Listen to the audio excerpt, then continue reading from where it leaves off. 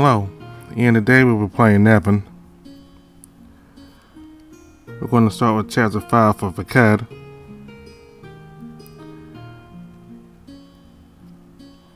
I'm not going to play everything. If you want to see everything for Chapter 5, you can go watch the account video for Chapter 5, but I'm just going to go ahead and skip the parts, the common parts we see in the other parts, the other characters of Chapter 5. We're just going to focus on dialogue for Vekad, all the new words for Vekad.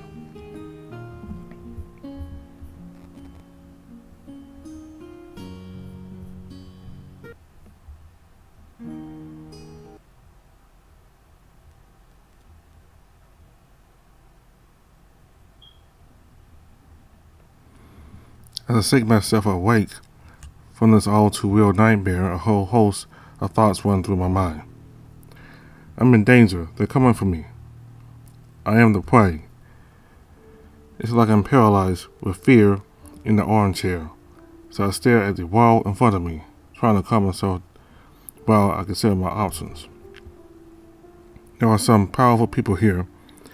Tonight, Gilead, or even Aeon. I wonder if they would be able to stand up to the Anthropins who want me dead. For what little I know about the avatars, especially thanks to the presence of the Kazal ambassador here, some of them learned to master their powers long before I did. There is a non-negligible chance that they are also stronger than the lizard himself. Suffice to say, I'll probably die long before him, if that's the case. Besides, I don't know if I always feel safe as long as I'm near the prince. This time he may have executed a guilty person, but will it always be the case? Maybe I should just get away from the capital, at least until things settle down. Shit, it's obvious I don't stand a chance out there. Even if I run away from here, they'll eventually find me because I'm famous now. And once they catch me, I can't imagine what they might. No, that's enough. I can't allow myself to think like that. I'm Eric or Skarna. I have every intention of surviving this fucking game the gods are forcing upon me. Plus, Vekad is counting on me to help him heal. This dream is giving me a new lead to follow if I decide to flee from here. Manasseh's avatar spoke in Faustian, and she possesses the mind brand. If anyone has the power to soothe and heal the Anthrokin's mind, it's probably her. And if she's in the kingdom, that gives me an extra chance of finding her. Even if she's on the other side of the realm, that lead is more concrete than a tale that is hundreds of years old. Besides, she didn't seem evil. I can understand her desire to stay out of the conflict since I see it. And then leap out of the armchair and feel around to get my clothes on in a hurry. And at the same time, I hope with all my heart that if I do manage to find this area, she won't take it as an attempt on her life to increase my power. No time to think about that. The sooner I'm gone, the better it will be for everyone.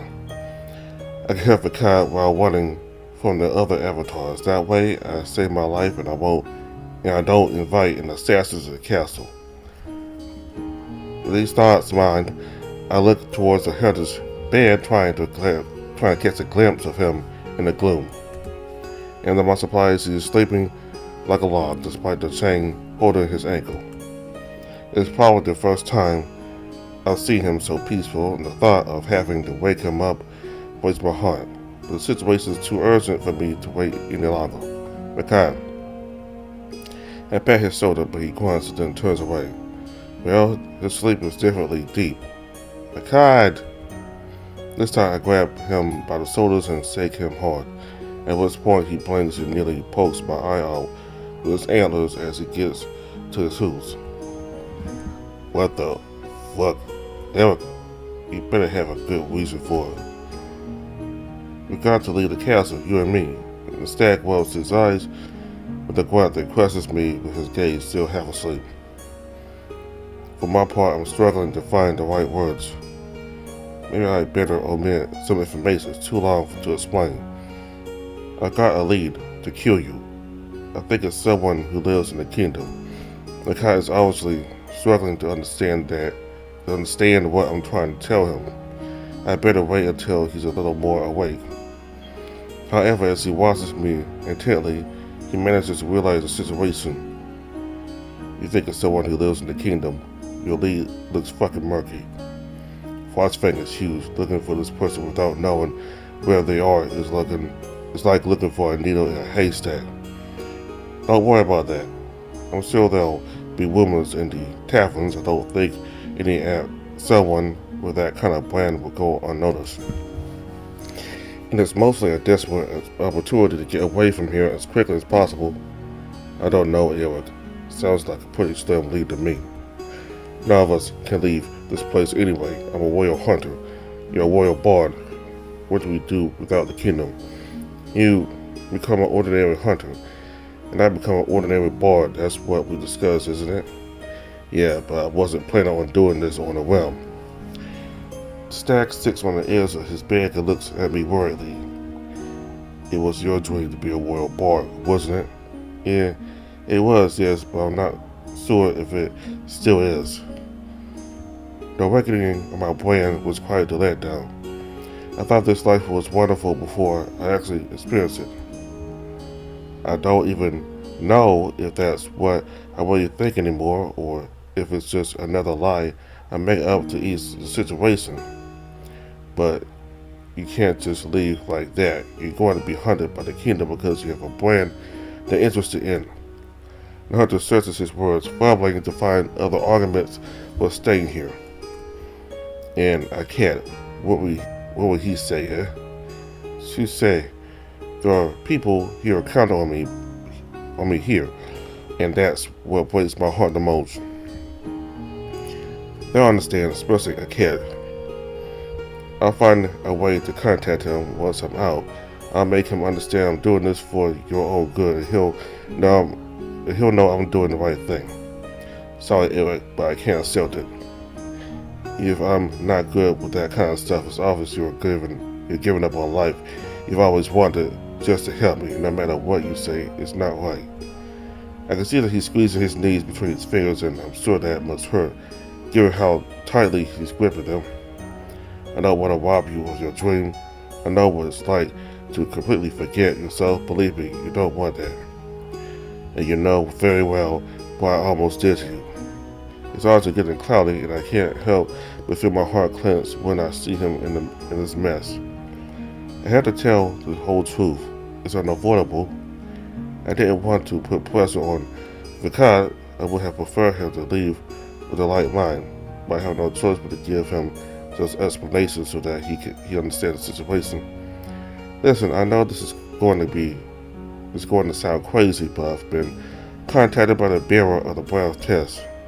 The hunter frowns, then takes a long look at me. At first I can see that he's doubtful, but it seems that he quickly understands that I'm serious.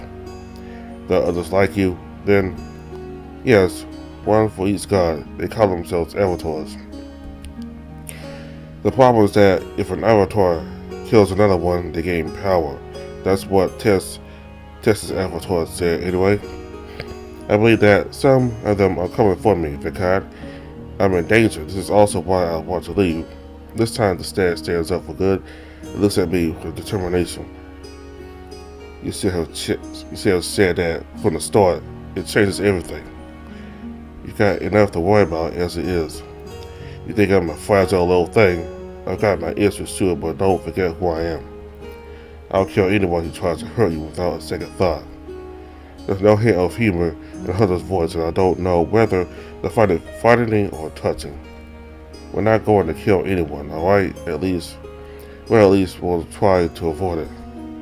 Besides, some of them look like very dangerous people. I don't doubt your bow skills, but we're talking about the most powerful brands on the continent.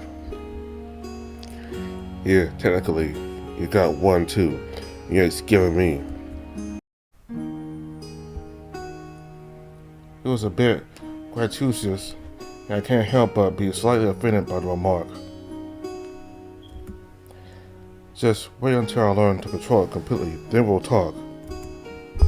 I stick my tongue out at the stag, to whom I finally managed to coax a smile, despite the seriousness of the situation. Anyway, that's when I saw Manessa, with Manessa's avatar, and she was speaking our language. So there's a good chance she's somewhere around here. That's my new lead for healing you. It's a bit thin, if that's all you got. But it's better than running off into the wild just to get away from the other avatars, I guess. Vekad then approaches the window to observe the outside.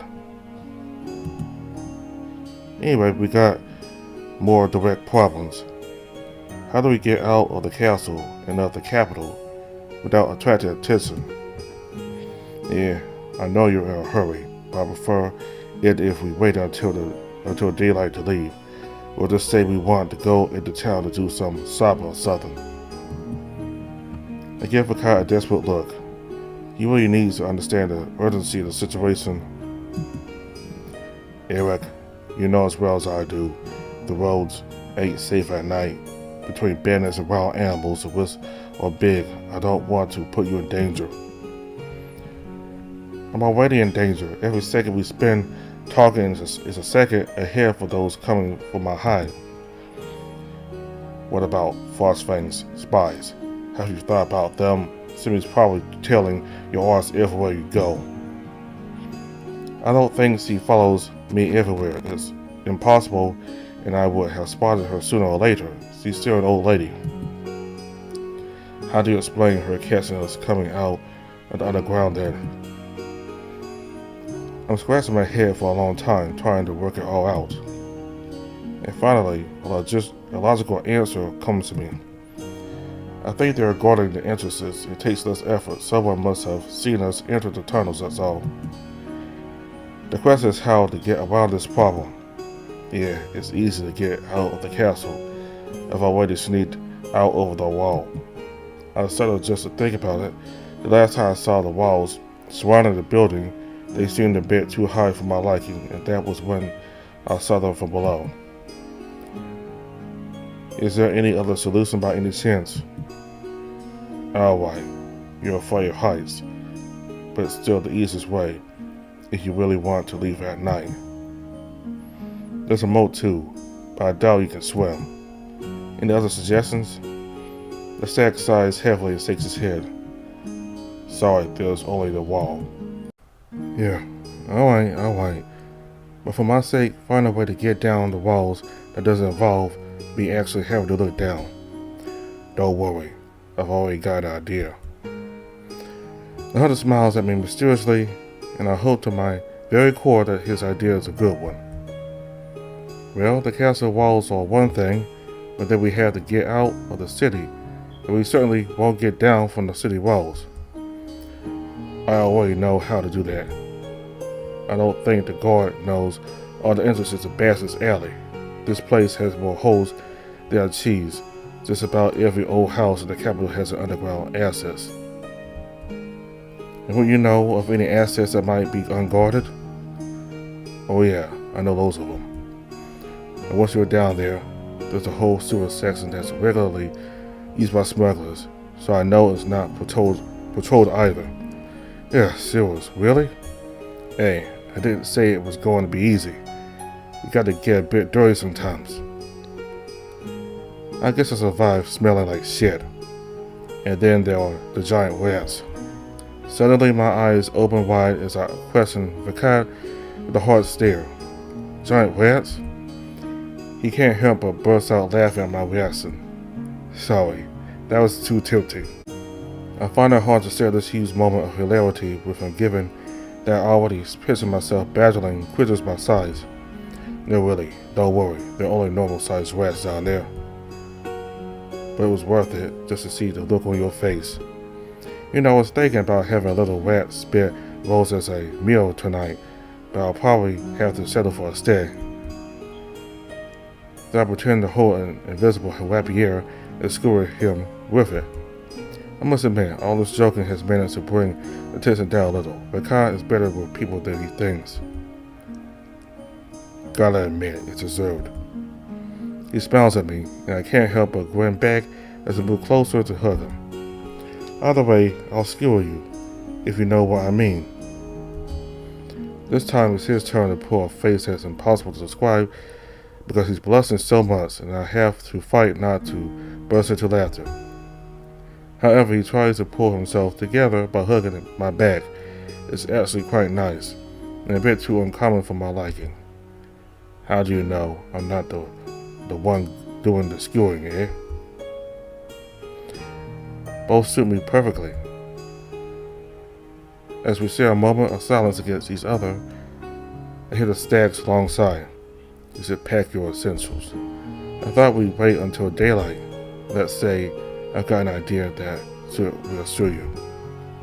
During the day, the guard has been reinforced for NeveN's birthday because of the festival that's still going on in the city. So we're going to leave now to get to Bastard's Alley.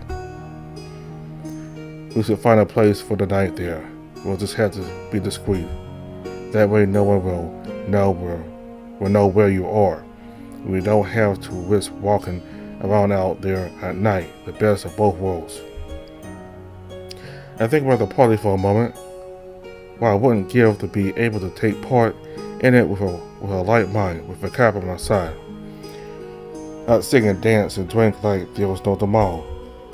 But that's not my reality. Neither the warmth of laughter nor the comfort of a good bed awaits me out there, only the bitter cold of the wilderness. Hey Eric, are you alright? Yeah, don't worry about me. I'm just thinking about what to pack for the road. With these words, I stand up and wink at him. I'll be back soon. Alright, but meet me in the courtyard when you're finished. It'll be quicker. And now before heading off to my room, and a whole bunch of thoughts come into my head as I look through my stuff. As if to distract my mind from these feelings, I start gathering clothes and stuff into my bag. I look proudly at the outfit I wore during NeveN's birthday party, and even though the chain mail lined half cape weighs it down, I take it with me. Then I suddenly remember the necessity of money. After all, I was living here by the good grace of the kings, but once I'm out there, I'll be expected to do what everyone else does. Fortunately, I've had time to scrape together some change, and if I steal a few of these silver ornaments, I'm sure NeveN won't mind. He'll understand eventually. After taking everything I could carry, I head out of the room to close the door again. And it's at that very moment that my gaze sweeps over this place that has become my home for a time. I'm still finding it hard to project myself into the future, but seeing my room for the last time makes me fully aware of what I'm losing. I gave up my previous life to win this place at the court, and here I am running away once again. What would Ragor say? Then all those I leave behind, I can't get out to knock on NeveN. I can't help feeling tears welling up in my eyes as a mixture of grief and rage grips my heart. If it wasn't for that fucking brand, I could stay here.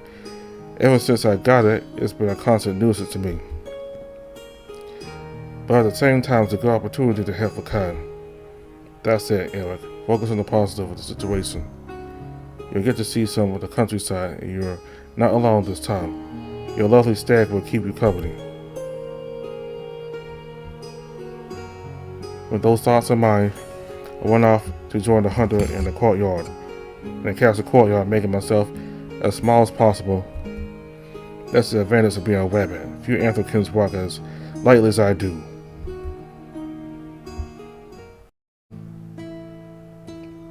Before long, I find Vekad hiding behind the hedges in the garden, after which he beckons me to keep a low profile follow him. The temptation to make many remarks about the situation is strong, as if stress suddenly gave me the urge to be chatty, but I don't give in to it. Meanwhile, the hunter guides me to the base of the ramparts, which already seemed too high from this side. I can't even imagine how I'm going to get down there afterwards. The thought of it makes my heart beat like it's going to burst out of my chest. I'm so worried that I can't stop talking to Vekad. Are you sure this is the only way out of here? We've already had this discussion, Eric. Yeah, I know. It's my own mind I'm trying to fight here. Don't you worry. I'm here to help. He grabs me without so much as a warning and puts me on his shoulders for a moment. I have to admit, I feel a bit embarrassed to be carried around like that. However, saying gives way to my fear of heights as I look down from this elevated spot, but quickly the stab brings me closer to the wall. Climb it. I'll join you. I'll do so without further ado, tightening my fingers on the stones as if I were going to strangle them. And once I'm up on the wall, I press myself against the top of it as if my life depended on it, or I close my eyes. Oh no, I'm already starting to regret this adventure. Fortunately, Vekad quickly joins me, and I can hear his little laugh as he pats my back. A little effort and it'll all be over. A little effort for you, perhaps not for me. He pulls me against him, and for a moment I consider struggling to hold onto the wall. But something tells me that I can't live the rest of my life like a periwinkle on a rock. So I find myself forced to let go, and then I take refuge right up against the smiling stag. Enjoy it while you can, but hang on tight. What exactly are you going to do? Jump down. Oh fuck. I then grab hold of him like I did the wall, and for a moment I'm tempted to look down as I'm called by the void. Luckily the hunter runs a finger under my chin and lifts my chin to make me look up at the stars. From up here, they look closer than ever. Focus on that, it's more enjoyable. And it'll make you think of the freedom that's ahead.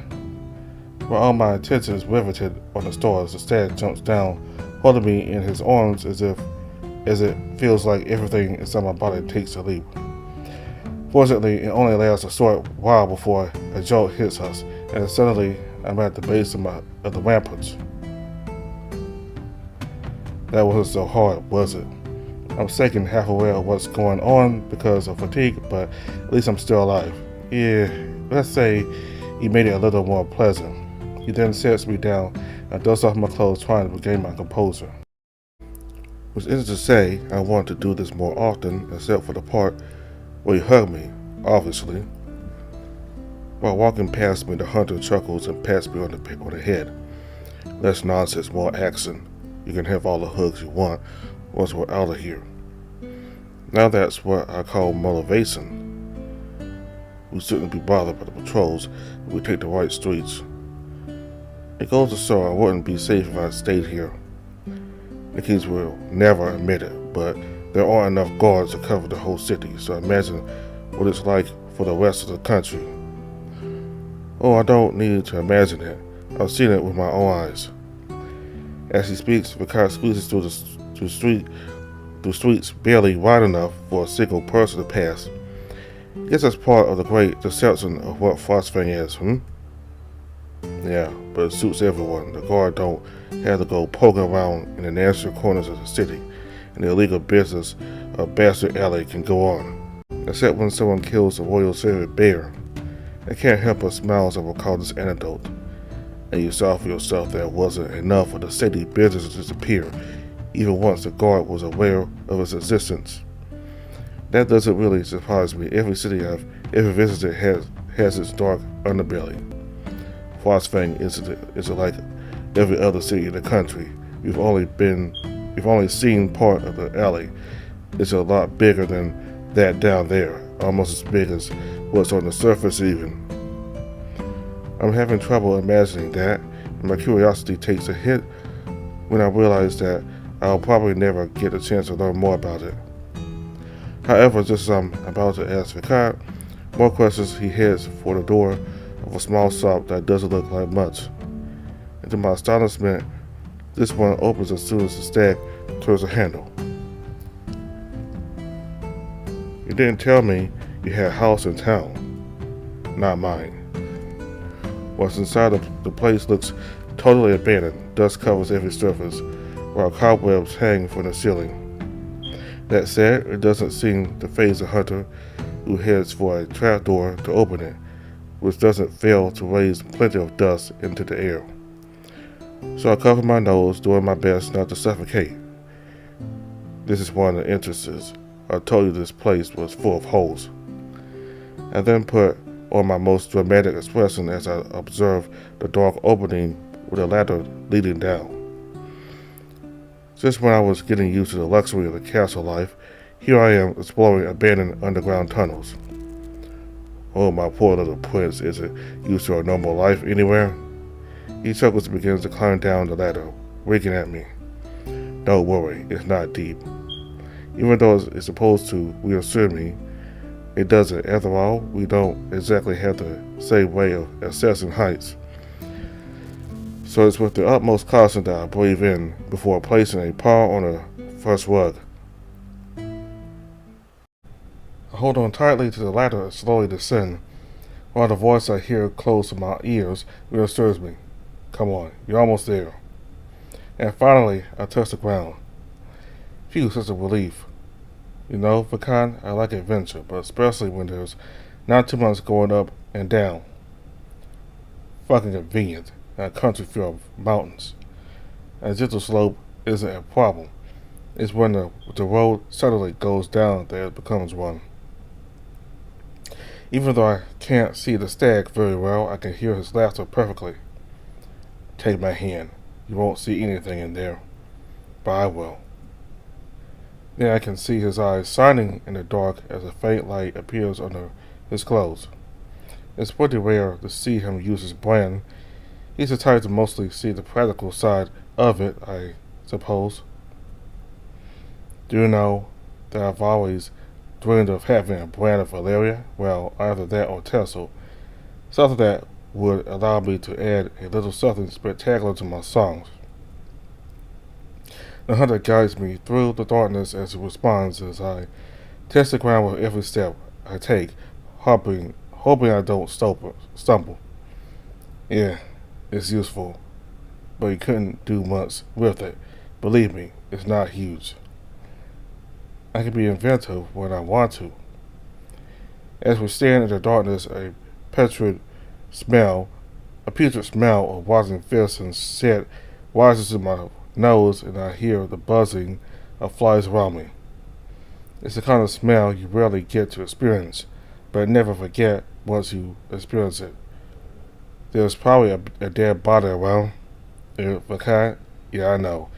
It happens around here, not our problem. That's the kind of mindset I don't miss. Sometimes surviving on the streets also means you only need to deal with your own problems, not those of others. And that's not in my nature. On the contrary, I'm used to snooping around absolutely everywhere, but for once I'll have to go against it. Finally, after a moment that seems to last forever, we see the glow of torches whose flames dance against the carved stones. Once again, it's as if buildings have been built underground. I wonder how deep it goes. Why is it called that, by the way? Bastard's Alley. Ah, well, it's an urban legend. Tell me about it. You know that legends and rumors are my thing. Alright then. The stag clears his throat while visibly trying to remember his story. Basically, it's rumored that the nobles used to, fool around a bit with the ladies, especially back then. Sometimes this lead to children who weren't wanted by them, nor by their mothers. So bastards, that's what they call them, yeah. Well, according to legend, these kids ended up down there, forgotten by everyone. They had to fend for themselves to survive. You mean they just left them underground? That would be horrible, but not necessarily surprising, unfortunately. I used to see that sort of thing all the time when I was living on the streets. I guess we have that in common. The stag lets his gaze linger in the distance with a contemplative air, giving me a chance to focus on what's going on around me. As we descend into the depths of this strange underworld city, it seems to come alive like a gigantic anthill. An exotic meat stall here, a snake charmer there. I think I was in one of the kingdom's finest bazaars, if the rampant crime and lack of hygiene didn't bring me back to reality. Around the corner of a tunnel, the sound of percussion attracts my attention and I see a troop gather around a small stroll playing music. It takes me a moment to realize that this is a child who looks to be 8 or 9 years old, and I can't help but move towards her to listen a little more closely. Eric, do you mind if we stop for a bit? The answer is clear when I meet Vekad's eyes, but I can't help it. So I put on my cutest face and my most pleading voice. Then I pour my heart into this world. Please. Face is such a spectacle, the sad can't help but look up at the ceiling as he answers me with a defeated look on his face. Keep a low profile, will ya? I'll do my best, thank you. I then joined the crowd surrounding the young musician without delay. It is only when I'm close enough that I can fully enjoy the sound. It's pretty clear that her instruments are made up from odds and ends, but that doesn't stop her from delivering a catchy melody. Deep down, I can't help but remember the past and what it means to survive on the streets. I wonder if she too will make it, or if, like most, no, you're going to make sure it ends well for her, Eric. No way it's going to turn out any other way. Eventually, the little stroll gets to the end of the tune, and a few of the passerbys drop coins into the bowl in front of her. I do as they do, but rather than leave silently, I crouch down so that I'm at her level, offering her my best smile. That was lovely. Would you mind if I joined you for another number? The little girl looks at me warily as she silently withdraws the bowl out of my reach. I've known that fear all my life, that someone strong will take my hard-earned coins. No, I'm not asking for anything. I just want to sing with you. Keep the money. Hesitation comes over her as she seems to be thinking about what kind of dirty trick I might be up to. I can imagine that this has happened regularly in the past for her to already have this kind of reaction at this age. You know what? I'm going to tell a story next to you. You'll just have to join me. Do you feel like it? I need to come up with something quite simple, a melody that everyone on the streets knows. Eventually an idea pops into my head, so I straighten up and clear my throat before I start singing. Far deep into the countryside, people used to whisper their names. The sly muskrat and his young bride. Through thievery, they lit their flames. It's a very different emotion that drives the little girl now. She's watching me attentively, but doesn't dare to join me. I wouldn't say no to some musical backing, you know. The budding musician shyly grazes her improvised drums and starts tapping on them as I pick up the song's lyrics. The Winchills and Koswa, as they were known. They are quite a seditious romance, where nobles had a pick a bone. With them, they shared a dance. In the crowd that's starting to gather around us, I see Vekad's antlers sticking out. Then my gaze meets his. He seems somewhat displeased, but I'm sure he'll understand sooner or later. Gonzalo falsified Vekad wherever they came from. They would target all kinds of traitors, and fled with no thought of what they would become, leaving behind the legend of the lovers' raiders. I know that this little sung story describing the survival of two thieves enamored of each other speaks to the people who live there. It spoke to me too when I lived on the streets. The Winchills and Cosmo are not paragons of virtue, far from it, but they outlive their story, and that's all that matters to those who subsist from day to day. Seeing this magical moment, the through transports me to a past that I don't particularly miss, but which has saved me more than I care to admit. In the end, you don't need a brand to travel through time. Strong feelings do the trick. We would finish our little show. The compact crowd around us applauds, and quickly the little girl's bow overflows with money to such an extent that she must dismantle one of her drums to pick up the rest. Thank you, and please come back to listen to the girl. I then turn to the shrew and wink at her. You've done a great job. What's your name, kiddo? The little one clearly struggles against her shyness, but finally manages to get a word out. Yeva. Well, Yeva, I'm sure you have a fine career as a musician ahead of you. That's why Eric lied to her as well. You're an avatar, yet you're helpless when it comes to saving a street urchin. Besides, even if you could save her, there are so many others out there. No, that's not a lie. I have to make sure she gets out of this situation. I need again to be on her level, take on an air of confidence. You know what? I got some advice for you. With this money, get yourself a room, a small inn on the surface, and find out if they are looking for a musician or a artist. Also, try to play near the merchant stalls. Some of them might offer you a little something at the end of the day. In fact, I'd be a lot more helpful to her if I was still royal board. But just I'm thinking of other advice to give her. The little girl hands me her bowl, gives me a long look. Well, you can take some, but not too much, And here I am, biting the inside of my lips to keep from crying my eyes out. Shit, it's often those who have the least who gives the most, as they say. It takes me a little while to pull myself together, and it looks like the kid doesn't really know what to do when she sees me in this state. Don't worry about me, darling. You deserve it more than I do.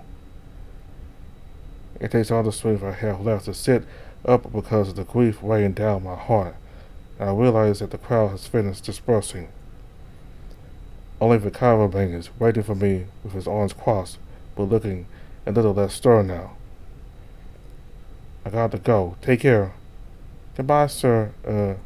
It's Eric. Thanks for the song, Sir Eric.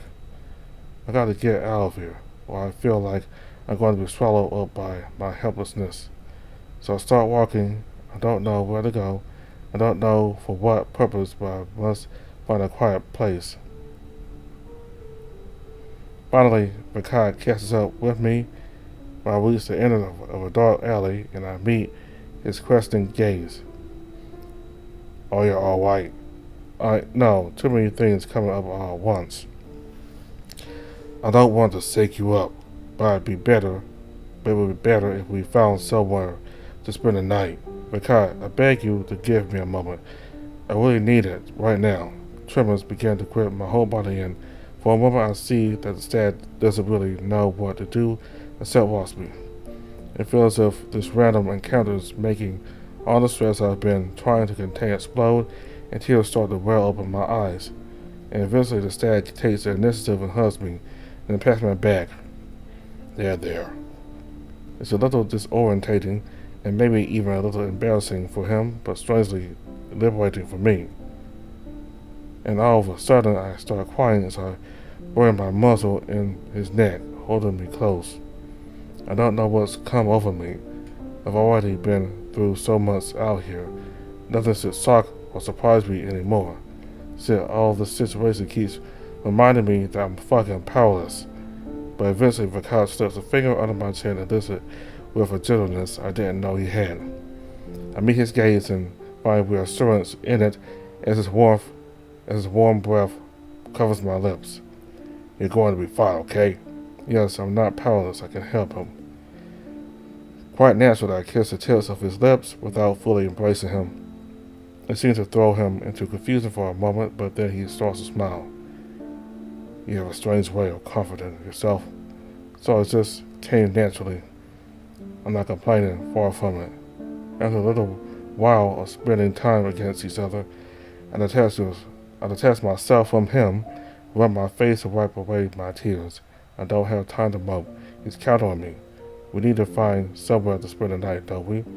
Yeah, I know an inn That's it, do the trick. I can't guarantee you the luxury you had in that castle, though. He smiles mockingly at me, and I nudge him with my soda. You shouldn't hit someone when they're down. Now that really upsets you. No. I like it. You can carry on. I can't help but smile as I walk with him down the dim corridors of the alley. It's like he's my beacon in the midst of darkness. In fact, on second thought, he very literally is, given the brand he bears and the place we're in. Eventually, in less time than it takes to say it, we arrive at a tavern which seems to be overflowing with customers. This establishment isn't one to hire resistance or be fussy about the type of Africans it houses. And that mess here is alcohol. Entire barrels of moonshine are open while waiters dip into them with a ladle to fill mugs that are far too large for the well-being of the patrons. Wherever they come from, the beggars drown all memories of the day they spent in wine during the night. I know something about that because music has saved me from this existence, although not by months. Eventually, Vekad sneaks between two drunks, and I follow him as closely as possible so as not to get lost in the crowd. And once in front of the bar, the dad drops a purse as he addresses the fox barkeeper.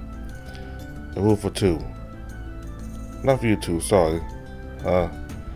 You'll get me in trouble. I know who he is, and I know he doesn't belong here. As he says these words, the barkeeper looks at me wearily. We won't give you any trouble, I promise. That's not for you to decide. Get the fuck out of here.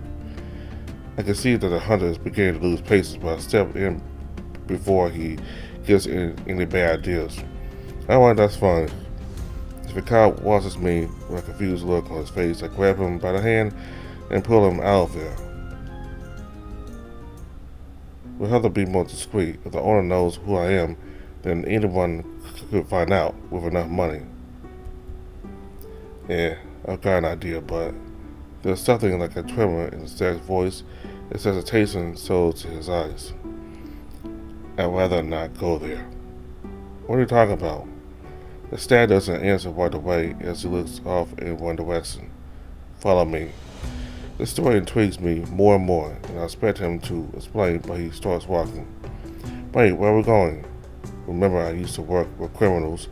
We were going to their old hideout. It was a quiet spot away from the authorities. I don't know if that should reassure me, but I trust him. We continue on our way, passing street orders here and there, but also some shady individuals who look at me with a keen interest. Do they all know who I am? I doubt that a rabbit such as myself is rare enough to attract their attention. No, I think it's a world board they see. And an easy feeling washes over me as I stick to the hunter as much as I can. While I'm starting to wonder if I didn't prefer the disdainful gaze of the court nobles. Fortunately, after a few turns in the corridors, we arrive at what appears to be a deserted dead end except for a hatch. The cat stoops to open it while I watch with a degree of anticipation. After all, exhaustion is making itself felt on my eyelids, which are getting heavier by the second, and I'm beginning to dream of a cozy little bed. When a hoarse voice startles me, and I turn around almost instantly, one hand on the hilt of my rapier. Fuck me sideways. He's not to train himself. At least armed with the teeth and dressed far too luxuriously for this place, stands in the corridor with a snide air, but his gaze is particularly focused on Vekad. He's accompanied by 4 other Africans, all of whom seem as ready for a fight as he is. Do we know each other? Well, you don't know us yet, but we know you. Your name's Jarek, if you really want to know. The ambient hostility is clear. The Alex's tone only reinforces it. But eventually Vekad steps forward between him and me in order to confront him. Why don't you cut the crap? You will attract You would have already attacked us if you wanted to rob us. I'm curious, that's all. Why would a snitch return to the scene of its crime? Huh? This is the second time you've returned to Alley 2 that shouldn't have.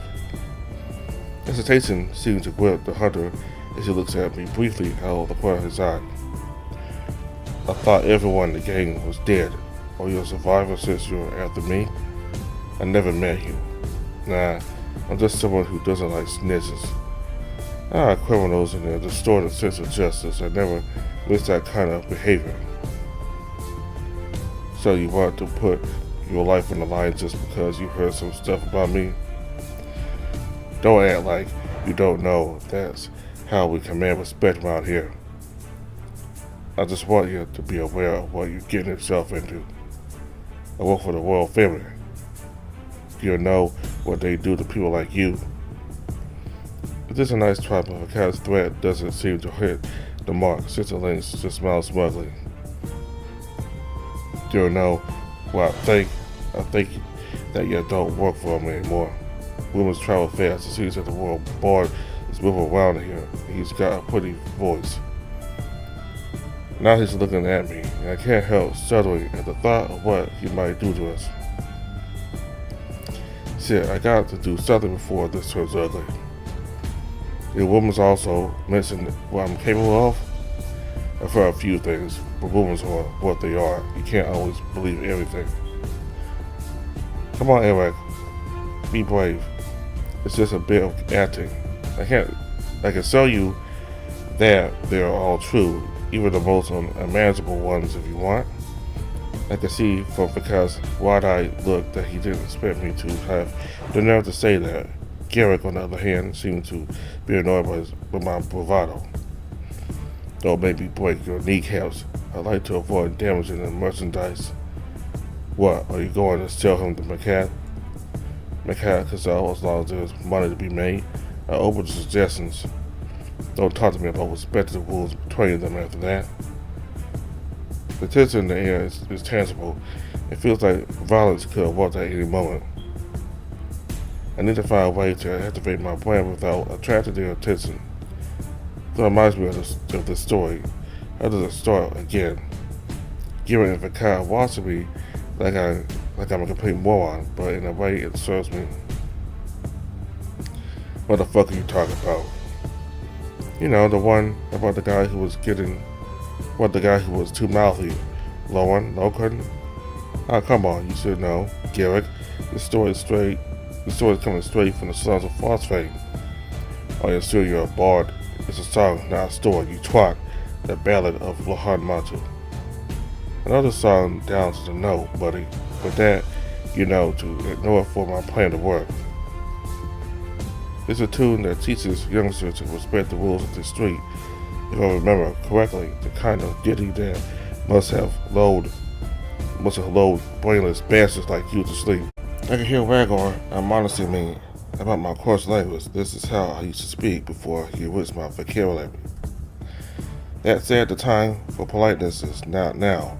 It is clear that turmoil has spread through the ranks of the criminals, and they are quietly putting pressure on their leader not to let such an affront slip by. I know exactly how they operate. After all, they have dealt with these kinds of blokes in the past. Garrick draws a knife and points it in my direction. Unfortunately, I have the impression that Vekad understands my plan because he doesn't interfere. As for me, I am concentrating on my talents to give the impression that fear is freezing me. I'm going to carve this song in your head. You'll see. You'll know it better than the kids who grew up here when I'm done with you. You'll sing it, and you'll sing it right, that's for sure. Alright, but I'm not sure I know the words. Repeat after me then. Lohan Matu was a kiddo from the city. Wasn't the smartest of children, the kind to find danger. He tells about what he saw, the good and the gritty. So he ended up stabbed by the wrong stranger. I pretend to fumble with words, taking all the time in the world to sing in order to awake my brain. Lohan Matu was a kiddo from the city, was the smartest of children, the kind to find danger. There it is. I can feel it awake. The circles are appearing. And now for the climax of the show. He talked about what he saw, the good and the gritty. So he ended up stabbed by the wrong fucking rabbit. With these words are Freezer Lane's on the spot, he doesn't even have time to bat an eyelash as he is stopped in time in his entirety. His companions look at him with some sort of bewildered confusion, so I put on my most snide expression and address him. Gentlemen, I hope you said your prayers. And for my final touch, I found an attempt to be as menacing as possible. Fuck off or I'll freeze you in time until everyone you care about withers away of old age. I have like a quiver of exaltation in my voice as I watch them, one after another, like I'm venting all the anger I've been suppressed on them. It's strangely exciting to have so much power for once. Even if it's mostly a bluff, it feels good to finally confront this kind of problem. And finally, faced with this threat of mine, one of the criminals, a cat, steps back looking at his companions with a panicked expression. Don't get paid enough for this, I'm out here. Then shortly afterwards they all flee until all that's left is a link stuck in time. Yeah, impressive though, boy. You're resourceful, yeah. I want to take a breather and let my stress out, but we're not done yet. Believe me, I'm impressing myself. I think you're rubbing off on me. While concentrating on my power, I'm looking for something quite heavy, but that I will be able to grab hold to. My gaze lands on one of the paving stones in the tunnel, which already looks half broken. I dislodge it with ease as if a renewed strength had come over me. Then, without hesitation, I approach Garrick to smash my improvised weapon against his temple. Fucking asshole. I use just enough force that I won't kill him, but at least it will knock him out. Then in the process, I release my power and watch him collapse heavily to the dusty floor as its blood runs between the cracks in the floor to form a scarlet check pattern. My vision of the lynx kidnapping me as I scream for help while Vekad grapples with his henchmen almost makes my stomach rush up through my throat, but by focusing I manage to push it aside my mind. I got to admit, it feels great to be able to stand up to these dickheads. What should we do with them? We should gag him and tie him up before shoving him somewhere where no one will find him. While we wait for the night to end, I'd like to be able to sleep in peace. So do I feel like I could pass out at any moment. So I try to regain my composure after this unpleasant encounter with Vekad approaches Jarek and takes away all his weapons. He must have had a dozen knives on him, and that's not even counting his swords. I say at this point, it's more about sewing off than anything else. The hunter then takes a rope out of his bag and starts tying the legs up with it. I must admit to be astonished. Is he ready for any situation? Do you often go out with ropes? Always. It's essential for making traps, and I can get you out of complicated situations out there. I'd imagine more exciting uses. I elicit a chuckle from the stag, who then loads the links onto his shoulders before opening the trapdoor that leads to a narrow staircase.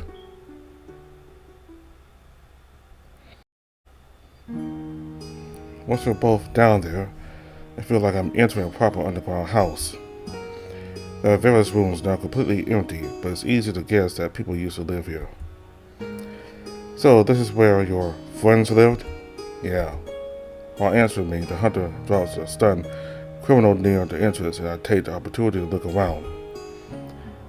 Even if the place was inhabited by criminals, I can easily imagine the many happy times shared here, the drinking, the bonding. Here and there are messages carved into the stone, but something else particularly catches my eye in a small room off to the one side. Scratches on the walls similar to those in Vekad's room.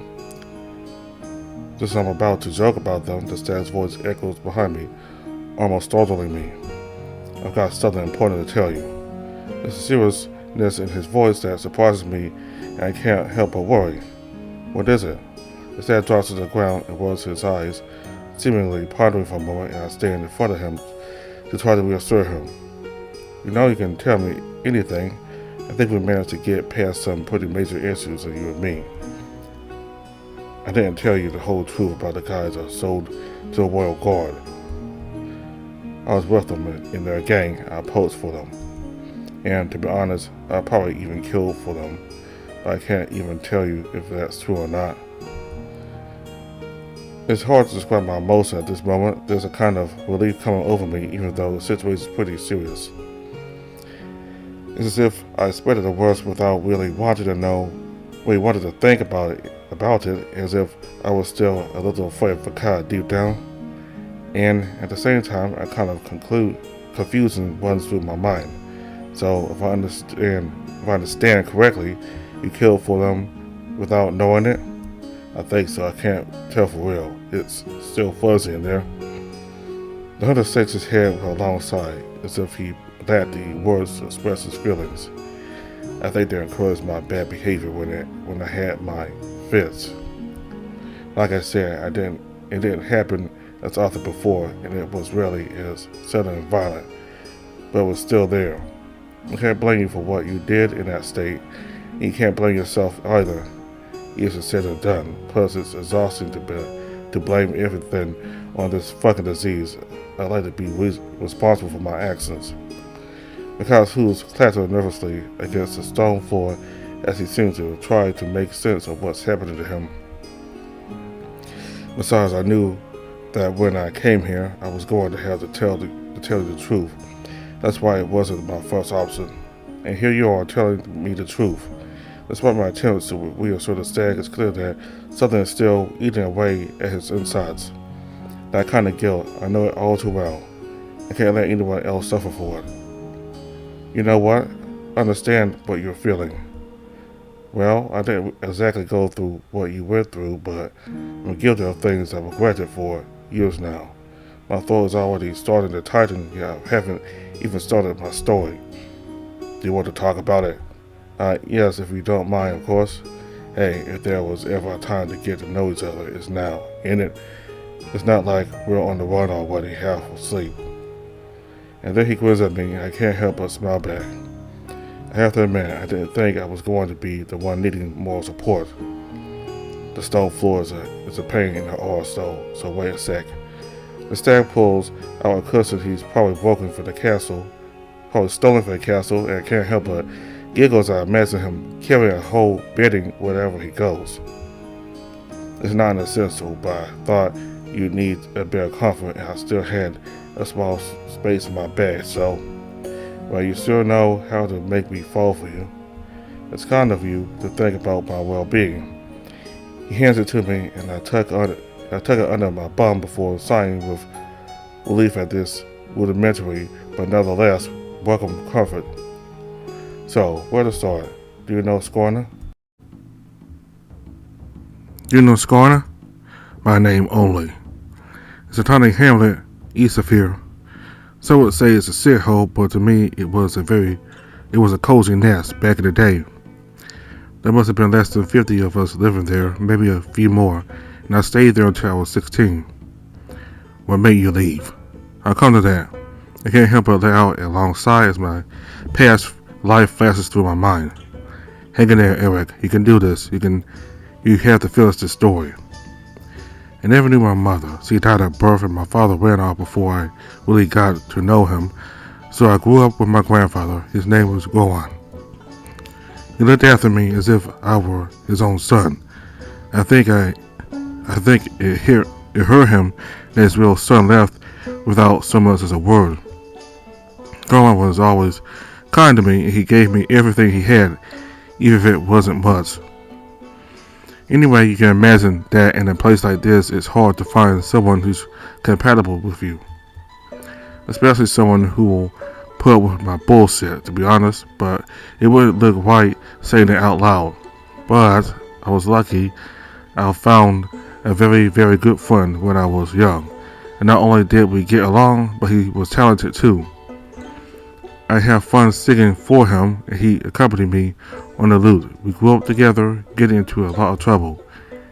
Vekad lets out a small laugh as he tries to find a slightly more comfortable position. I'm sure you were a proper brat when you were a kid. Oh, if you knew.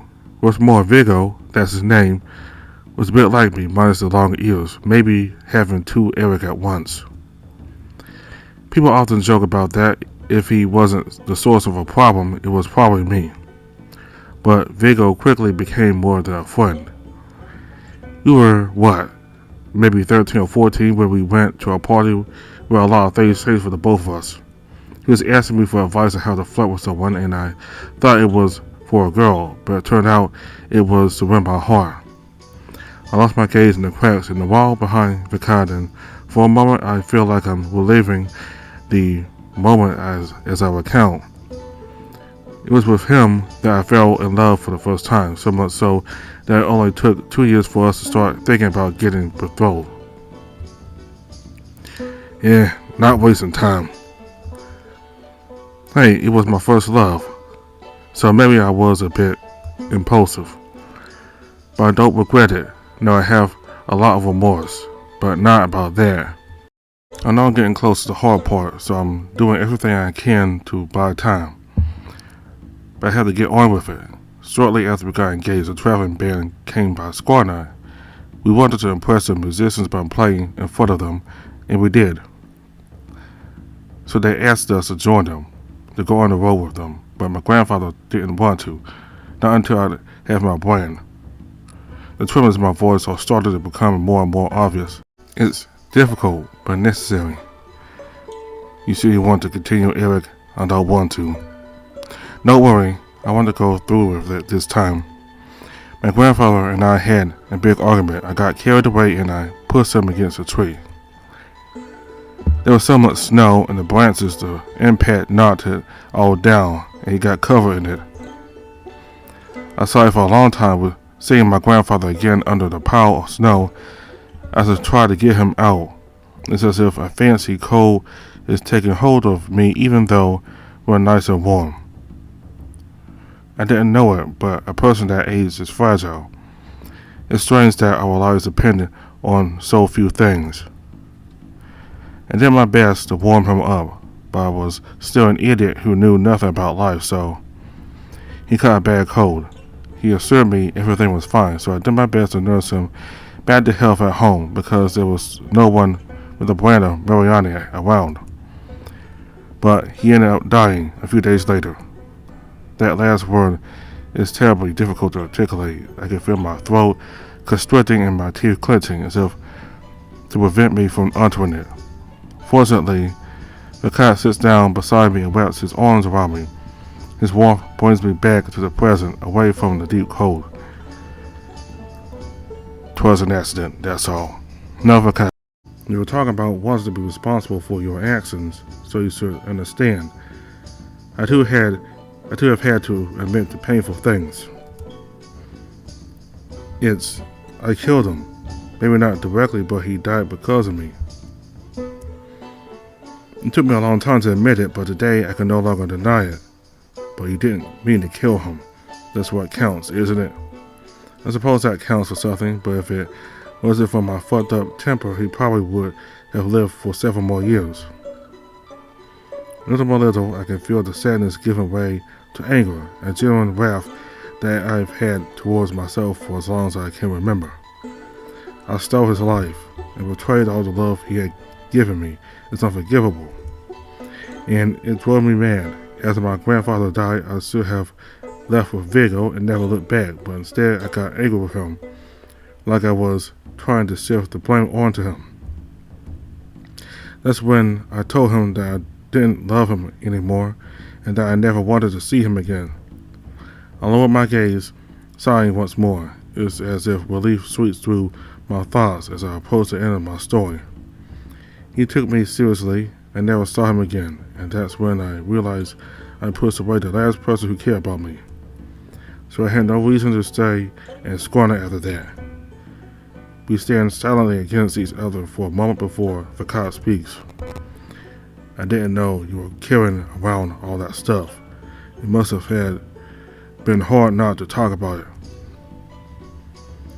Let's just say I've learned to run away from even my own thoughts. But now you have a new life. Like me, you started from nothing and turned it into something. That's all that matters, isn't it?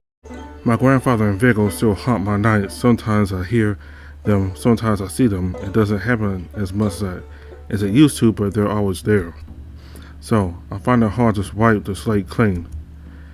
Maybe talking about it will change that. No. I can't help but smile sadly at the stag as I rest my shoulder against his.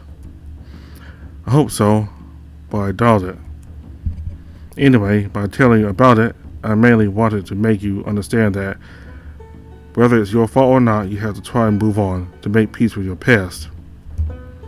I hardly realize it, but my eyes grow heavy as my head falls against Vekad's shoulder as I speak to him. Obviously, it's not easy. I'm telling you, this is I'm struggling to overwhelmed by this long, eventful night, and without even realizing it, I'm gradually slipping into the realm of dreams. And when I wake up, I'm lying with my head on my pillow. Vekad? By the time I straighten up, I hear the clatter of hooves on stone and am immediately reassured. How was your sleep? Yeah, let's just say I've had worse. As I sit up, I feel all achy, so I take all my time getting up completely. The guy from yesterday, the Lynx, he managed to get away. Huh? All that was left was the rope. I guess he's learned his lesson. I blinked before remembering that we kept him tied up at the entrance. Are you telling me he could have killed us in our sleep? Yeah, I hardly slept anyway. And you didn't hear him leave? All Sad can do is scowl as he shrugs. Nah, I didn't hear him leave. But we better get out of here quick. I don't plan on waiting for him to come back with reinforcements. That I can only approve. That said, I'm surprised if the feline managed to escape. Perhaps was it thanks to his claws? I take a look at the rope Vekad stuffs into his bag, but it doesn't seem to be damaged. Maybe the stag didn't tighten it hard enough, but I don't see him taking the situation lightly. Stop thinking about it too much, Eric. It's probably just a stroke of luck for the criminal. Alright, let's go then. When Vekad rushes out of the underground quarters, I follow him close as not to be left alone in this dark place. Then we bolt through the tunnels. It's hard to estimate how long we've been here due to the lack of natural light, but the underground city still seems to be asleep, given that there aren't as many Africans as at dusk. The sewer exit I told you about isn't very far. It leads directly outside. Always reassuring to see that our capital is well guarded. Oh, don't worry, the kingdom knows. I imagine they don't hesitate to turn a blind eye to smuggling as long as they gain from it. Yep, especially when you know which hands are the easiest to grease with a bit of money. Wherever I go, it's always like that, and in the end, it's the innocent who suffer the most. While I'm busy brooding over my bad morning mood while walking without really realizing it, we'll arrive in front of the drain. Please tell me it's no longer used as sewer. Yeah, I'm afraid it is. He suddenly takes me by the hand, squeeze it, smiling at him, before he pulls me into the darkness. Shall we go for a romantic walk? As he continues on his way, the stag sneers and leads me down the smelly tunnel. Yeah, fucking romantic with the smell of death and shit. I call it the smell of adventure. Oh, by the gods, he wasn't joking. It reeks even more than at the entrance. Yeah, I think I'm going to puke. Luckily, I catch a faint glimpse of light at the end of the tunnel, and the cold wind of Frostfang whips my snout. moving from the bad smells of the sewer to the discomfort of the cold and dangerous outdoors. Great. I have a feeling this is going to be fun. Come on, Eric. You should be happy. Here you are, free and back on a hazardous and probably perilous path. Yah. So, what's the plan now? Well, let's be logical. What would you do if you had to get away from any kind of confrontation? I'd probably get lost somewhere up north. Why? Vanessa's avatar didn't want anything to do with the conflict that Tess suggested, so I'm assuming she'll do anything to be in the most godforsaken place in Frostfang if she's even here. That's a lot of assumptions. Sure, but that's all I've got at the moment. Let's head north, and we'll pass every inn we come across. That's where rumors spread fastest. Sounds like a good reason to drink, yeah. While chuckling, he gives me a little tap on the shoulder that nearly knocks me over because I haven't had time to wake up properly. Yeah. Before I can stumble, Vekad grabs me by the arm and pulls me against him and rubs my head with his fist. Wake up, and faster than that. I grunt at first, but the stag's suddenly cheerful attitude is infectious, and I find myself laughing along with him. Someone's feeling great today. Yeah, I think I'm happy to be on the road with you. That's nice to hear. After all, you'll be able to enjoy the incredible presence of the best bar in the kingdom. Hey, I could say the same thing. You'll be glad to have something to eat out there. As I watch my traveling companion, with amused expression and put on my most disdainful voice possible. What, you think I needed a hunter to survive? I don't eat meat, that's for barbarians. And maybe you know which berries will make you sick or not. You'd be surprised. I told you I was part of a traveling group, didn't I? I've learned to look after myself. Can't wait to see that. The hours pass as we walk along the road, but it doesn't even feel like it. I feel like my connection with Vekad is renewed by this path we share, as if the natural air brings him back to life. Lately, it's been rather unusual to see him behaving this way. His illness seemed to eat away at him to the point where he forgot to enjoy the moment. Also, I thought that giving up my position as royal bard and my cozy life would weigh on me more than it does, but on the contrary, I feel as if I had a life ahead. I no longer need to prove that I deserve my place. I'm here by the side of the one I love, and that's all that matters. Hold on, someone's here. I squint my eyes to see a figure adorned in blue in the distance. You got good eyes, but it looks like he's a priest. Well, he's dressed like one. Anyway, having said that, it wouldn't surprise me if someone could disguise themselves to set up an ambush, and it would be the second time it's happened to me near Frostfang, strange I know. Great. I hope it doesn't give us any preachy lectures. Come on, they're nice when they want to. Look at Vo. I can't help giggling, but Vekad is dead serious. We better slow down the pace until he's far enough.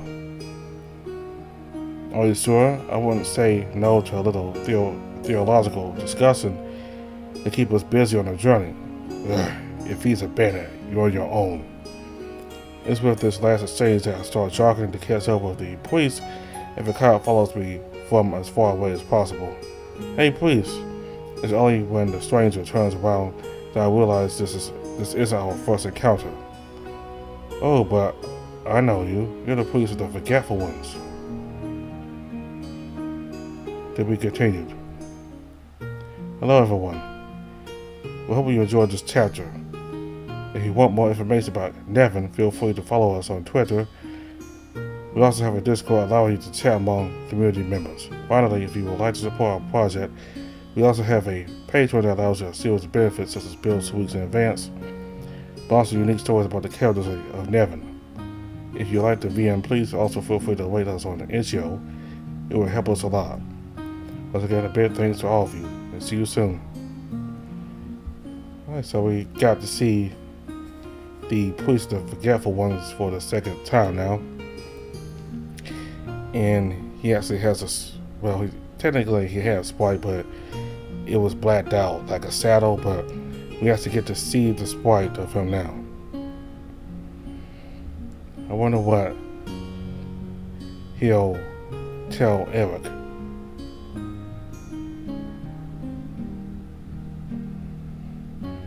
Now, was he still in the kingdom when both Eric and Vekad left?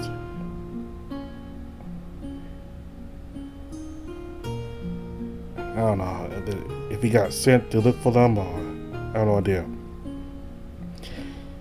I wonder what he's going to say.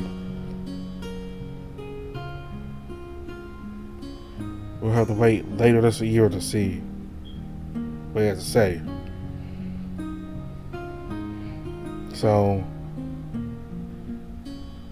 this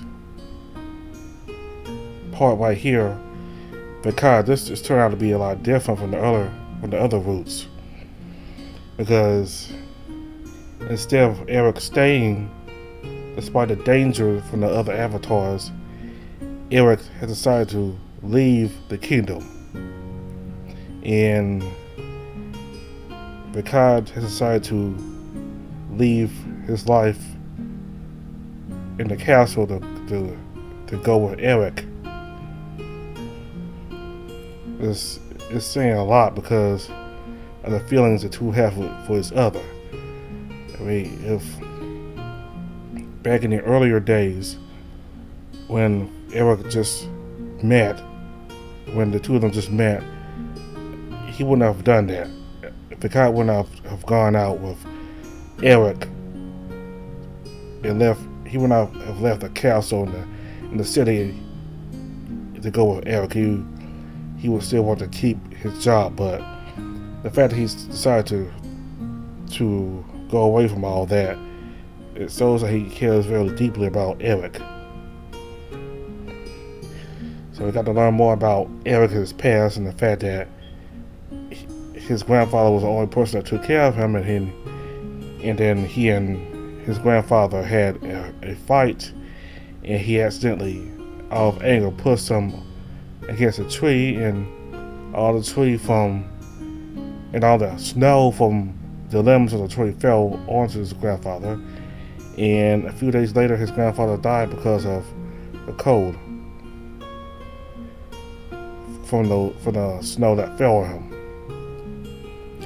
And ever since then, Eric has been very guilty about what he did, and not long after he did that to his father died.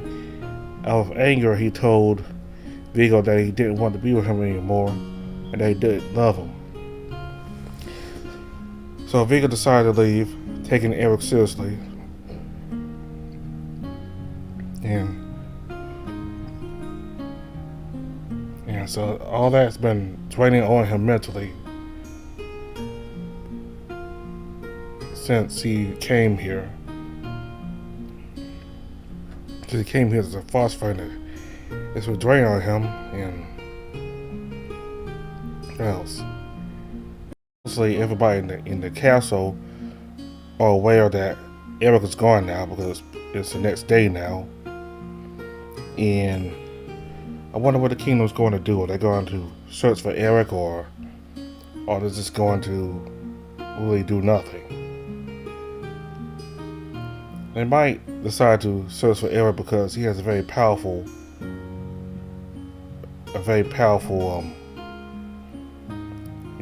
what's called a brand, or anyway, he's very powerful, and his power is very rare, and it wouldn't be good for Phosphane if somehow Vekad though, I think they're allied with Khazar, I guess, but definitely Vekad. It wouldn't be good if Vekad kidnap Eric and use his power for their own interests. Because, Vekad, they're a very hostile kingdom, So I think the kingdom will try to search for Eric. That's the power that they want. Eric's power is a very rare power and they want it. So I wonder if this is a good idea Eric has here to leave Frostfang and head up north. Because he wanted to leave so the avatars won't come to Frostfang and get him. So, because they know that he was in Frostfang, so by leaving Frostfang and heading north, then if these avatars decide to go look for Eric, they'll go to Frostfang and think he's in the castle or somewhere around town where he's not. So maybe that's a good idea, but it's kind of sad that he would leave without saying goodbye to a cat at least. But anyway, he believes he's doing this for the best interest of everybody in Frostfang, so hopefully Eric doesn't get captured and Vekad protects him from anybody or any foreign agent. And hopefully Vekad does his best to protect Eric while they travel up north. So that's all for now. In the next update, there'll be a new chapter, so wonder what new is going to happen. So thank you all very much for watching. Goodbye.